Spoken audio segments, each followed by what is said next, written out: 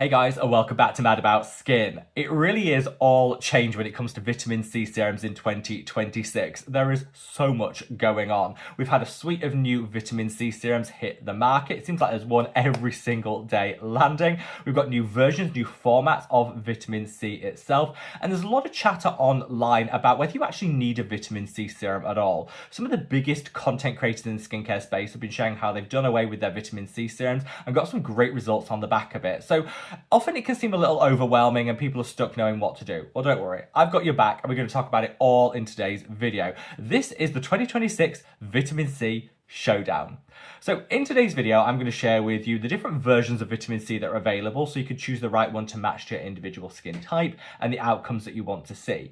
I'm going to share with you some updates on whether we actually need a vitamin C serum, the benefits that it can bring, and of course, I'll share with you what I think are the very best and worst vitamin C serums of 2026. So if you want to jump to one section of the video over another, I've left timestamps down in the description box below, so use them to navigate your way through.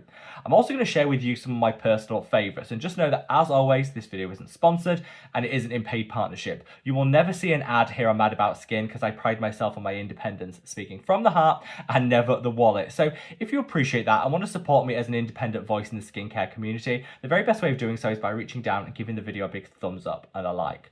We have quite a lot to cover in today's video, so I think it's time we cut that waffle and delve straight on in. So vitamin C, for an ingredient that's been in our skincare routines for the best part of 50 years, it really is still generating quite a lot of controversy. I've seen an uptick in conversations online around people saying they're abandoning their vitamin C serums and getting some amazing results. So first off, let's talk, do you actually need a vitamin C? Well, as with everything in skincare, bar I would say sunscreen, vitamin C is optional. It works really well for most people, but some people just don't tolerate it, and that's absolutely fine. Whilst it has some great benefits in terms of increasing luminosity, radiance, and can boost collagen and elastin production for great anti-aging, those are all benefits that you could get from other ingredients. You might prefer, for example, to use a heavy-duty exfoliator to get your glow game on point rather than a regular vitamin C, and that's fine. When it comes to collagen production, you might be using something like tretinoin or tazarotene that's working great for you, in which case you don't necessarily have to have a vitamin C to complement that. I think it's all about using what works for us and kind of listening to our skin. I do genuinely believe for most people out there, vitamin C can offer a whole range of benefits in just one serum. You know, I use a vitamin C every single day for my brightening, radiance, glow game, boost to collagen, antioxidant protection. I'm getting all of that from one serum, but I do think it's really important you choose that serum wisely. Choose the form of vitamin C that works best for your individual skin's needs and sensitivity, and I think that could make it a whole lot easier. One thing I've noticed with a lot of these content creators sharing how they've ditched their vitamin C serums is I suspect they were probably using the wrong one. Either they were opting for a poorly formulated one that probably wasn't delivering the benefits, or going for the wrong version of vitamin C, the wrong form for their individual skin. That can often lead to people to think, well, vitamin C is just universally useless because this serum didn't work for me. And that's not the case. With everything, there's a bit of trial and error. And I've definitely found with my own skincare routine that when it comes to vitamin C, my skin tolerates most things, but generally in a slightly lower dose. If I went to too high a strength of vitamin C, that's when I get the sensitivity, the redness, and the irritation. And that's something that just I didn't want. So I opted for some lower strength options, some derivatives, and that's worked best for me. And I think that's definitely the message I want people to take away from this video. There is a big shift as well online and from the brands themselves, moving away from what I call traditional vitamin C, ascorbic acid. Now, ascorbic acid is vitamin C in its pure form. It's the oldest version of vitamin C, the one that's been around the longest. But often brands are now moving away from that for some other versions that I'm going to come on to later in the video. And the reason they do that is ascorbic acid is a nightmare to formulate with. It oxidizes really quickly, meaning you have to use it very quickly. You know, it can start turning after about a month of opening. And so it doesn't stay fresh for long, meaning consumers feel rushed, like compelled to rush through using the product. Brands often worry that by the time they get it to you, it'll start to oxidize, and that really damages the brand's reputation. And it's just a bit finicky when it comes to the way that it has to be handled. So brands really go for consumer ease, and ease in terms of their own formulations and storage, and have shifted to some other options. Also, ascorbic acid is quite difficult to use to layer and pair in a routine alongside other actives. It doesn't generally go well with exfoliating acids, doesn't deal well with peptides, and it doesn't go well with retinoids either. it can be quite difficult. And again, because it's almost a little bit too complex, people tend to step away from it and say, do you know what? I don't want my skincare routine to be that difficult. Ascorbic acid isn't for me. However, just because brands are shifting away from ascorbic acid and onto other options, it doesn't mean that it's useless or that we should abandon vitamin C altogether. And that's really what I think we can talk about in this section of the video. So I'm going to come on to what I think are the best vitamin C serums of 2026, and I'm going to break them down by vitamin C type. Let's start with the ascorbic acid, the much maligned pure form vitamin C. Now, there are the purists out there that believe that ascorbic acid is the only version of vitamin C that works. That is incorrect. I mean, it's just incorrect on every level. So if someone tells you that, they are wrong. There are so many studies into other forms of vitamin C that show how beneficial they are, not just for brightening the skin and increasing radiance and luminosity, but also for the antioxidant protection and their ability to boost collagen and elastin. So ascorbic acid isn't the only version of vitamin C that works. And like I say, if any content creator or someone online leaves a comment to that effect, they are wrong. So let's just get that out of the way front and center. However, ascorbic acid does have decades worth of data to back up how effective it is. So it definitely works, it definitely delivers. And if you don't mind, thinking a little bit more about how you layer and pair to make sure you're using it correctly, and you don't mind some risk of oxidation and having to store it in a certain way, then ascorbic acid will deliver you really quick results. It will also deliver you some great advanced results. And like I say, it's the one with the greatest data to sit behind it, showing how effective it is. When it comes to ascorbic acid, there are only two products that I would recommend. That is the Geek and Gorgeous Sea Glow, and it's this, the Timeless Vitamin C. Now, these two I would recommend because they minimize oxidation. Geek and Gorgeous make their product fresh in batches every single week. So by the time it hits your doorstep, it's only been in existence for 7 days. And that's really important because, like I say, the second you create an ascorbic acid product, it starts to oxidize. So the fresher, the better. You don't want to be spending your money on products that you don't know how long they've been hanging around in a warehouse for. Vitamin C from Geek and Gorgeous, their Sea Glow, is fresh, 7 days, made in batches, which are small enough to guarantee that freshness.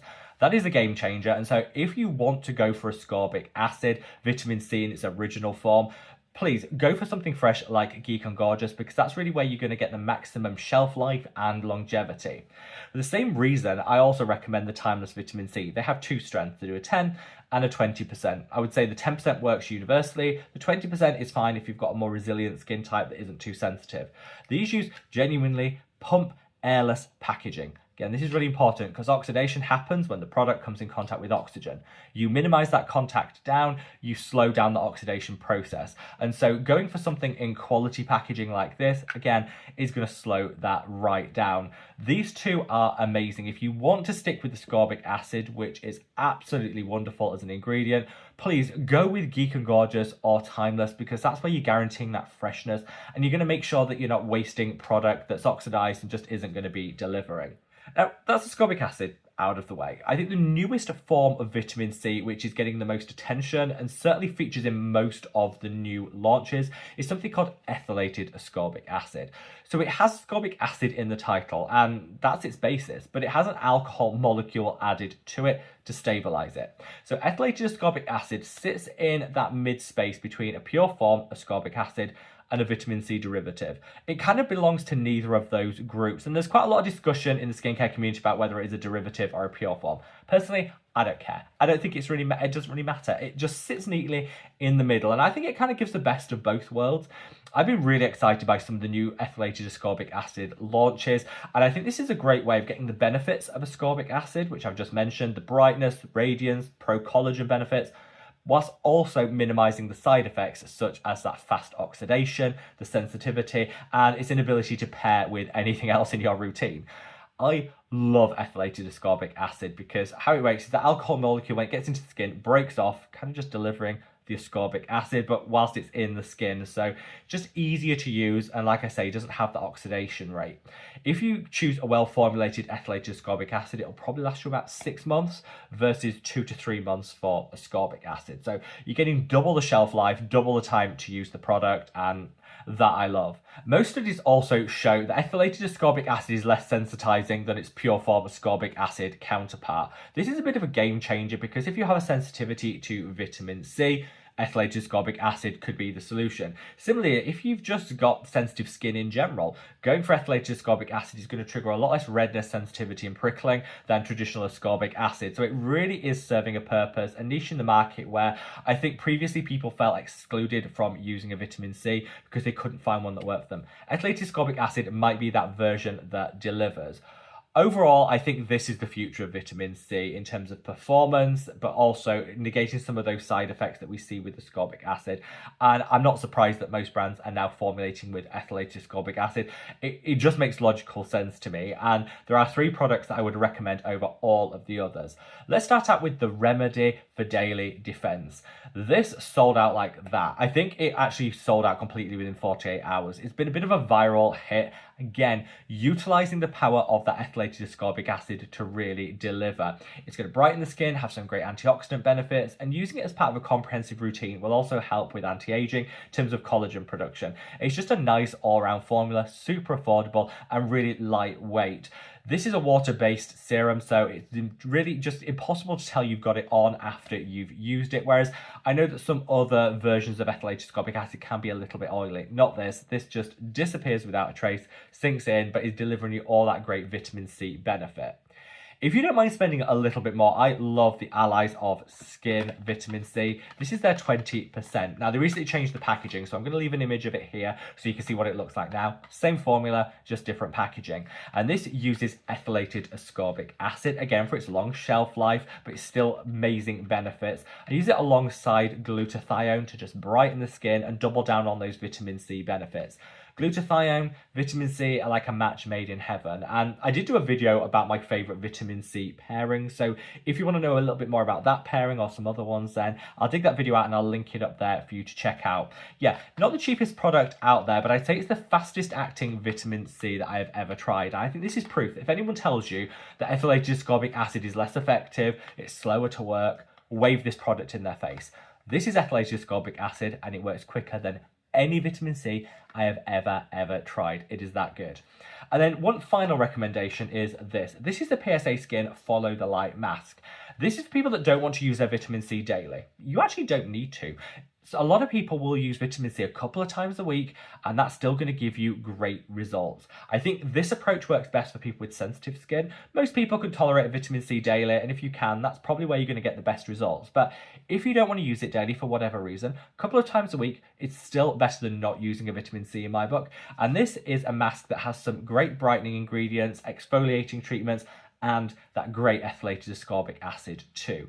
This is like a one-stop shop instant glow up facial. So twice a week, put a thin layer of this on, leave it on for 10 minutes, rinse it off, and you'll be glowing to the gods, getting your vitamin C dose alongside all those other great benefits. And this is a vitamin C and exfoliator all in one. So that's just nice in terms of streamlining.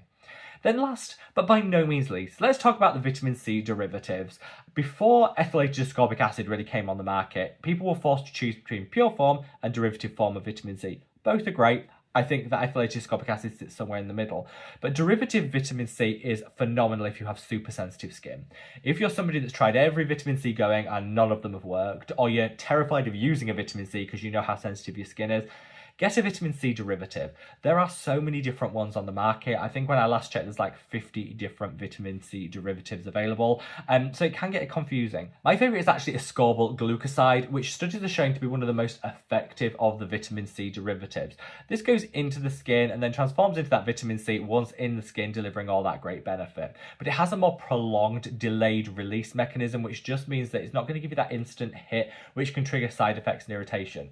Vitamin C derivatives definitely work. There are studies coming out of Japan primarily to show just how effective they are. But yeah, I'd say shop wisely because some versions, some derivatives have more data than others. And ascorbyl glucoside generally is the best studied, so the best understood in terms of the benefits it can bring. There are lots of different products that contain ascorbyl glucoside, but these are the 2 that I would recommend. We have the Torrident Cell-Mazing Brightening Ampule. This has 5 different vitamin C derivatives altogether, like the perfect blend to deliver you everything you need in terms of derivative vitamin C. And this is from my own brand. This is the Mad About Skin Multi-Active Super Serum. Again, got a good dose of that ascorbyl glucoside alongside a plethora of other ingredients to really just help brighten, to bring the antioxidant benefit to your routine and just get your glow game on point.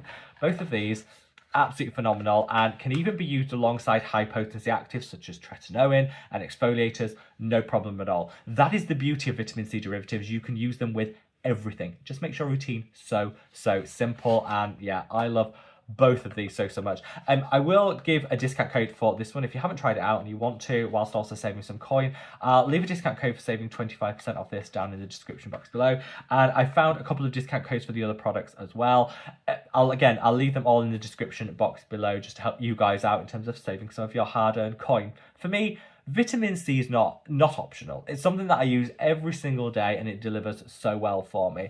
I will generally go in with an ethylated ascorbic acid option on a morning, and then I'll go for a vitamin C derivative on an evening. That way I can use my vitamin C's twice a day, getting double the benefit without triggering sensitivity, because those derivatives work really well with my evening routine where I'm using things like high potency retinoids. It's all about using what works for you, and hopefully in this video I've broken down the different forms of vitamin C. We've had a little chit chat around whether you actually need a vitamin C serum, and you can see how it's worked for me. I've definitely been on a journey with vitamin C. It's not always worked. It's not always been plain sailing, but I think in 2026 I've come through the other side and know exactly what works for me, and hopefully I've been able to share that with you guys today. Let me know your thoughts. What tempts you from these products? What version of vitamin C do you go for? If you've made it this far, part of the Bitter End crew, I just want to thank you from the bottom of my heart for being with me on yet another video right to the end. You guys honestly mean the world to me, and so I can share my appreciation and thank you personally. If you made it this far, if you can drop the lemon emoji, lemon, vitamin C, again, I thought that's a good link. If you drop the lemon emoji down in the comments, then I'll be able to respond and thank you personally for just being with me to the bitter end. Wherever you are in the world, guys, stay safe, stay well, and love your skin. Take care. Bye.